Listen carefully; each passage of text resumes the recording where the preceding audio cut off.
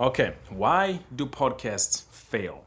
They fail because of wrong motives, it's actually hard, and lack of structure and planning. Hey, my name is Moses Kabandana. I love giving you tools that facilitate your personal development. So if you get value from this video, give it a thumbs up. Let's talk about it. You might have seen that somewhere between 70 and 90% of podcasters, they fail before even hitting their 10th episode or third episode for that matter. And in my opinion, it has to do with those three things: motives, the difficulty, and lack of structure. So why motives? You're starting a podcast for the wrong reasons. Maybe one of those wrong reasons is money. You want to make money, you see how much money there is in podcasting at the top end of podcasting, so you want to get in on that. Well, that is the wrong reason. Another wrong motive is you are inspired to start a podcast. Inspiration can be great to start a podcast, but it's not going to be the thing that carries you through your podcasting journey. In my humble opinion, wrong motives probably carries a lot of weight in why a lot of podcasts fail. Number two reason why podcasts fail, in my opinion, is it's actually difficult. It is hard to create a podcast.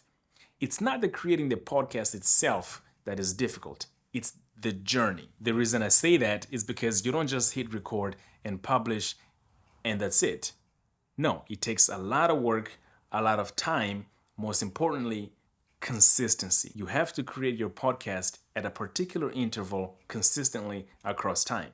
So if you promise your audience that you will create a podcast once a week, for example, then you have to create a podcast once a week with the long-term planning. Of course, you can change that frequency to, let's say, once every 2 weeks, but you have to communicate that with your audience, and most people don't do that. They feel like they are indebted to the audience, and they made this promise of publishing once a week, and now they're reaching burnout stage, and they can no longer continue doing once a week, but they can't change. They feel like they cannot change. So I would advise change your frequency, just communicate that with your audience and try to sustain that frequency across long term.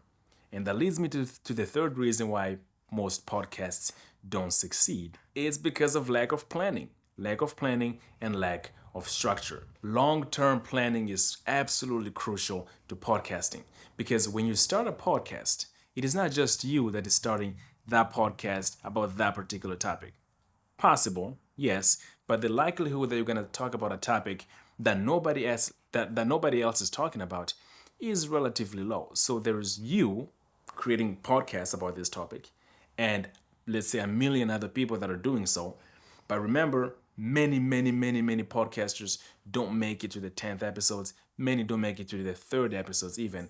So don't be one of those. Ideally, as I would recommend, if you're just starting out and you want to create an episode once a week, maybe, just maybe, record 4 or 5 weeks worth of podcasts, worth of episodes, so that as you start to publish those, you're not burning out at the early stage. You already have 4 or 5 episodes scheduled, already recorded, already edited, ready to publish. And as your podcasts start to publish, you can implement some of the things that you're learning through the feedback of your audience. And let's be honest, at the very beginning, you might not even have an audience, which further emphasizes the point of planning ahead of time. But if all of this doesn't make any sense, if all of this gets in the way of even you hitting record, ignore all of that. Ignore all of that. What you need to not ignore is understanding that this is a marathon. This is 2, 3, 4 years ahead of you type of a marathon. So if you need to create an episode once a week or once a month, stay consistent across time and understand that this is a long-term game. So if you're trying to see success within a month, within a year, it does happen for some. But for the average person, I would highly encourage you to see the roadmap as being a 2 to 3 year long roadmap. And when you view it that way, it starts to make sense why the wrong motives and the difficulty play a major role into why many podcasts fail. So you have a lot of cards that are stacked against you. So it has to be a long-term plan, and you have to understand that you will see absolutely no reward within the first year, maybe even 2 years. that you will see maybe very minimal growth. On top of all that, you have to stay consistent. So by default, the topic that you choose, it has to be of interest to you. Or maybe you're an expert in that field.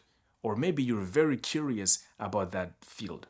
That is how you're gonna make it through this 2 to 3 year roadmap. And I do talk about how to choose a topic or a niche in a video that I'm going to link down below. If you got value from this video, give it a thumbs up. My name is Moses Kabandana, and I'll see you in the next one. Peace.